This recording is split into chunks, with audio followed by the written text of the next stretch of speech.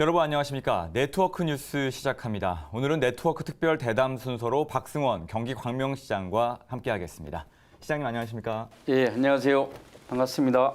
네. 3기 신도시 얘기부터 해볼게요. 네. 3기 신도시 등 요즘에 수도권에서 네. 가장 바쁜 도시라고 꼽을 때 광명시가 아닐까 이런 네. 생각이 듭니다. 네. 민선 7기 뒤돌아볼 때 정말 많은 일들이 많았을 것 같은데 네. 자, 그동안 지내시면서 이 점은 꼭 기억에 남고 이 점은 꼭 짚었으면 좋겠다. 어떤 게 있을까요?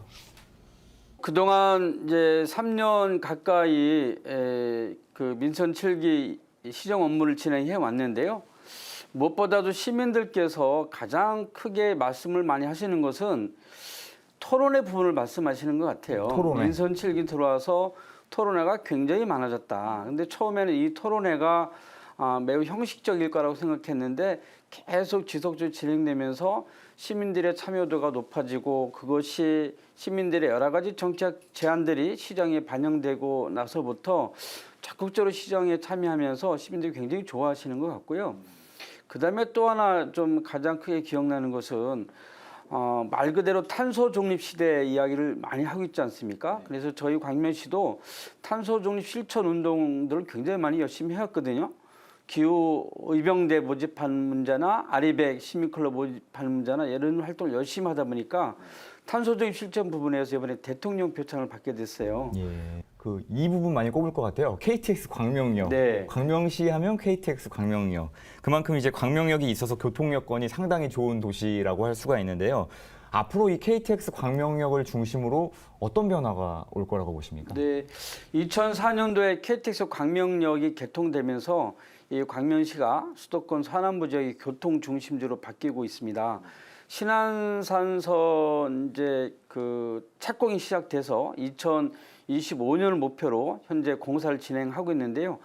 이 신안산선이 개통이 되면 광명역에서 여의도까지 15분밖에 걸리지가 않습니다.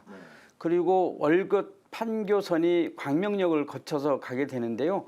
월곶에서 출발해서 광명을 거쳐서 판교, 강릉까지 가는 복선 전철이기 때문에 이 부분까지 연결되면 그야말로 수도권 서부 지역의 교통 중심으로 크게 성장할 거라고 보고요. 보다 멀리는 통일이 되면 남북 평화철도가 열릴 수 있는 그런 출발역이기 때문에 저희들은 상당히 기대감을 가지고 잘 준비해 가고 있습니다. 네. 자, 도시개발 이야기 좀 더 해볼게요. 광명에서 재개발, 재건축 상당히 많이 잘 진행되고 있잖아요. 특히나 이제 3기 신도시 중에서 최대 규모로 광명시가 변화를 하고 있고 앞으로도 변화가 있을 건데 자, 도시개발에 있어서 광명시가 가지고 있는 철학, 어떤 구상 이런 점들이 궁금한데요. 380만 평이라고 하는 3기 신도시 지역에서 가장 큰 지역이거든요.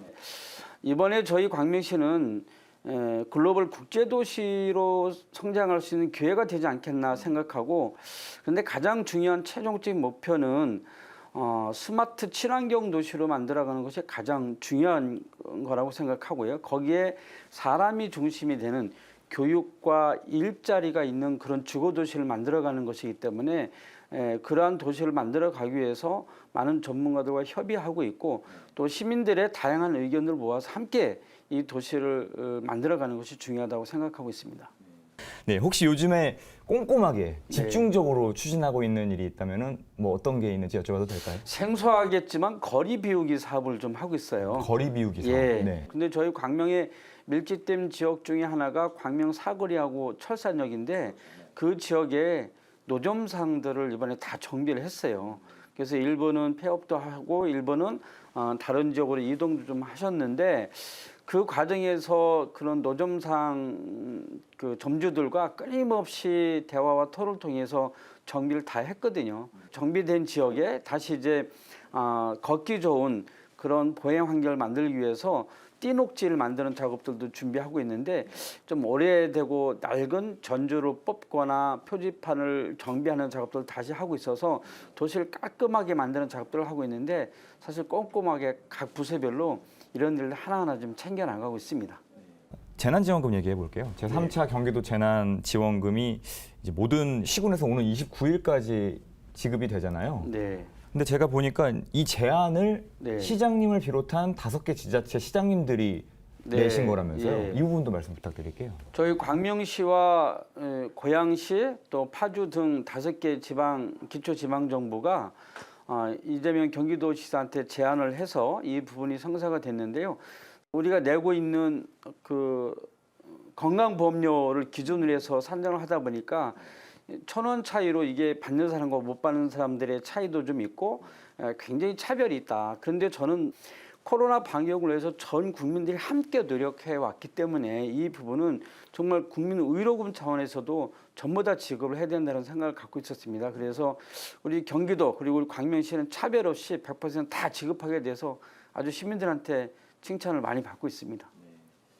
자, 남은 한 해 있잖아요. 계획하시거나 시민들께 하시고 싶은 말씀이 있으면 부탁드리겠습니다. 네. 올해가 저희 광명시 개청 40주년이 되는 해입니다. 그래서 40주년을 기념하는 행사들 많이 준비를 했고 또 앞으로 좀 진행을 좀 하고 있습니다. 위대한 도시를 만들어가는 것은 시민들께서 시장에 적극적으로 참여하는 길밖에 저는 없다고 생각합니다. 시민들과 함께 일하는 그런 대표도시 광명이 될 수 있도록 함께 손잡고 나아갔으면 좋겠습니다. 코로나19 많이 힘드시겠지만 참아주신 시민 여러분 정말 감사드리고요. 조금만 더 참아주시면 곧 의도 코로나 시대가 올 것 같습니다. 함께 이겨냈으면 좋겠습니다. 네, 지금까지 박승원 경기 광명시장과 이야기 나눴습니다. 시장님 말씀 잘 들었습니다. 감사합니다.